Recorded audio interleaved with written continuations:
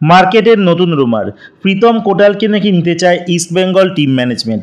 এই বিষয়ে আলোচনা করব। তার আগে প্রতিদিনের মতো বলবো, খেলার আপডেট ভিডিও পাওয়ার জন্য আমাদের চ্যানেলটিকে সাবস্ক্রাইব করতে একদম ভুলো না। তো চলো শুরু করছি আজকের প্রথম খবর। ভারতীয় আন্ডার-19 যে জাতীয় পর্যায়ে ফুটবল টিম রয়েছে ছেলেদের, সেই টিমের হেড কোচ হিসেবে নিযুক্ত করা হয়েছে রঞ্জন চৌধুরী মহাশয়কে। আর বলে রাখি, এই টিমের গোলকিপার কোচ তথা অ্যাসিস্ট্যান্ট কোচ হিসেবে নিয়োগ করা হয়েছে সন্দীপ নন্দীকে। বলে রাখি, ভারতীয় আন্ডার-19 টিম কিন্তু সামনেই সাব টুর্নামেন্ট খেলবে, আর শুধু এই সাব টুর্নামেন্টের জন্যই তাদের দুজনকে নিয়োগ করা হয়েছে। কারণ ভারতীয় টিম ম্যানেজমেন্ট মানে যে ম্যানেজমেন্ট আছে AIFF, তারা এখন বিদেশি কোচের দিকে ঝুঁকতে চাইছে না, কারণ তাদের বাজেট এখন এই মুহূর্তে তেমন নেই। এবার বলবো, গতকালকে ISL এর দ্বিতীয় সেমিফাইনালের প্রথম লেগের ম্যাচটি হয়ে গেল, যেখানে গোয়া টিম 2-0 গোলে ম্যাচ জিততে চলছিল। বাট শেষ মুহূর্তে এমন কিছু নাটকীয় ঘটনা ঘটে গেল, যেখানে 3-2 গোলে শেষ অবধি মুম্বাই সিটি FC ম্যাচটি জিতে যায়। আর তারা কিন্তু সেকেন্ড লেগে যখন ম্যাচ খেলতে নামবে ঘরের মাঠে, তারা কিন্তু অনেকটাই এগিয়ে থাকবে। তো দেখা যাক সেকেন্ড লেগের দুখানা সেমিফাইনাল কেমন হতে চলেছে। এবার বলবো দলবদলের খবর। তো দলবদলের খবরে ইস্টবেঙ্গল টিম ম্যানেজমেন্ট জামশেদপুর FC'র যে একজন খেলোয়াড় আছে প্রভাত লাগরা, অনেক দিন ধরেই তাকে ইস্টবেঙ্গল টিম চাইছিল, আর কলকাতার ক্লাবও অনেক দিন ধরে তাকে চাইছিল। But finally East Bengal team management তার সঙ্গে কথাবার্তা অনেক দূরই এগিয়ে দিয়েছে। আর বলা যাচ্ছে হয়তো এই মানে ডিলটি ডানও হতে চলেছে।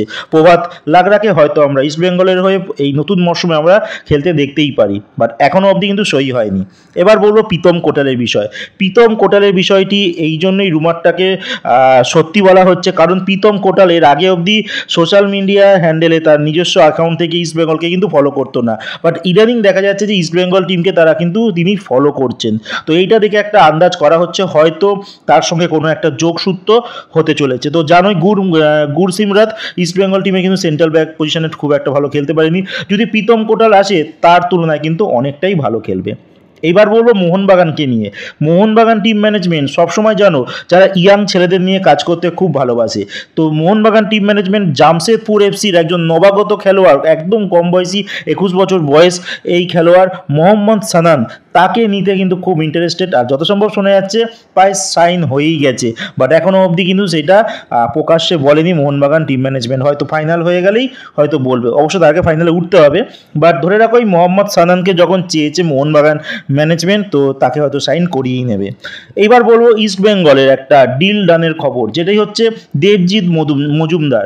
এই দেবজিৎ মজুমদারকে ইস্টবেঙ্গল টিম ম্যানেজমেন্ট অনেক দিন ধরেই চাইছিল, শোনা যাচ্ছিল 1-2 মাস ধরে কন্ট্যাক্ট চলছে। তার আগে আরেকজন গোলকিপারকে চাইছিল, বাট তাকে পায়নি, দুটোই বাঙালি গোলকিপার। তো ফাইনালি দেবজিৎ মজুমদারকে নাকি সাইন করিয়ে নিয়েছে 2 বছরের কন্ট্রাক্ট ডিলে। তো খুব ভালো সাইন।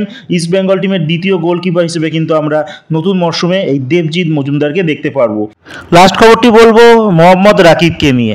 মোহাম্মদ রাকিবকে ইস্টবেঙ্গল টিম ম্যানেজমেন্টের তরফ থেকে এখনও অবধি কোনো অফার পাঠানো হয়নি, বাট এটা ধরে নেওয়া হচ্ছে হয়তো অফার তাকে পাঠাবে। আর তার কিন্তু ফার্স্ট চয়েস যত সম্ভব ইস্টবেঙ্গল ক্লাবই থাকবে। তো দেখা যাক, কারণ রাকিব কিন্তু এই বছর মোটামুটি ভালো খারাপের মন্দ এই ম্যাচ দিয়েই খেলেছে।